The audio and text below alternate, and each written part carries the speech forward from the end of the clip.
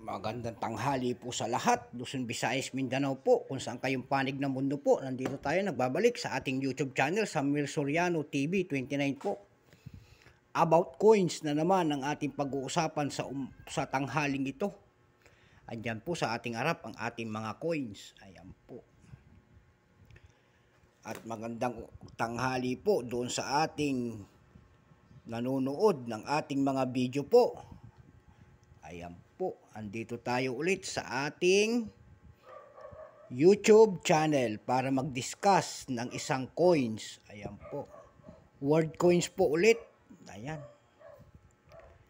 Ito po ang ating word coins. Ayan.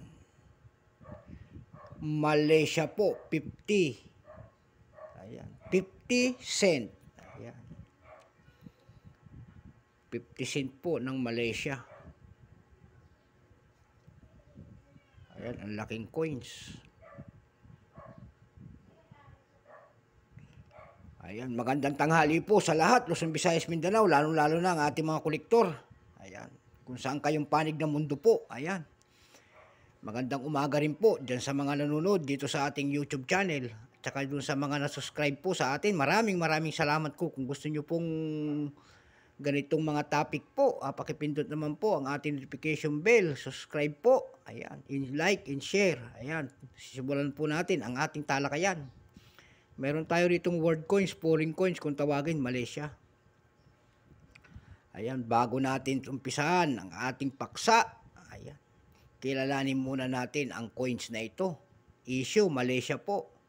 Period, Federal, Constitutional 1963, up to date po, standard circulation coins po ito, years 1989 hanggang 2011, value 50 cent.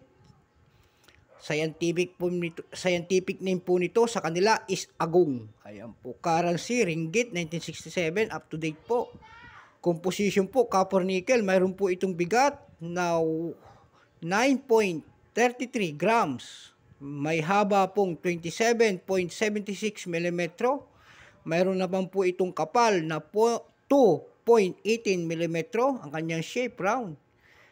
Orientation po ay medal alignment number N-1655 po. Reference number KM-153. Ayan. Bank Negara, Malaysia. Age smooth with description po. Ang kanyang 2010. Ayan. 14% po ang ginawa sa kanila nito. Wala pa po itong mintage. Wala pang ginagawa ang Malaysia kung ilang piraso po ang ginawa sa kanilang coins na ito. Pero mayroon na pong selling price. Pero mas pantog po na tatawagin ito na price appraisal. Ayan, doon sa kanilang basihan ng ating mga kolektor. Ayan po. Yung kanyang very fine, 10 pesos. Extra fine, 20 na. Ayan. Ayan po siya. Ganun po. Malaki po sa peso natin to. Kaya dumako kagad tayo doon sa ating presyo nito, doon sa ating mga online. Ayan. Doon sa numista.com po nakakita tayo ng presyo doon nito. Kakahalaga po ng $12.93.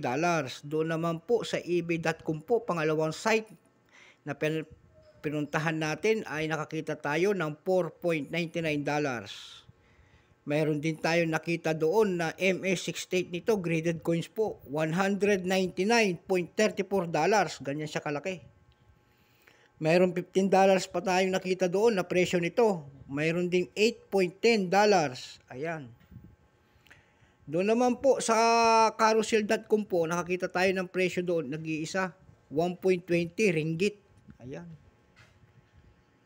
Ang kanilang mga presyo. Kaya maliwanagan po tayo sa kanyang mga presyo po. Ayan, nalaglag ulit. Ayan, so magandang tanghali po sa lahat. Ayan po ang ating coins, word coins po. At magandang tanghali po. So hanggang dito na lamang ang ating vlog sa tanghaling ito. Keep safe po sa lahat, Luzon, Visayas, Mindanao po. Kung gusto niyo po ang ganitong mga video po, pakipindot naman po ang ating notification bell para ma-update po kayo doon sa ating gagawin pang mga bagong video po. Like nyo na rin po and subscribe po. and share. So hanggang dito na lamang ang ating vlog. Bye-bye po.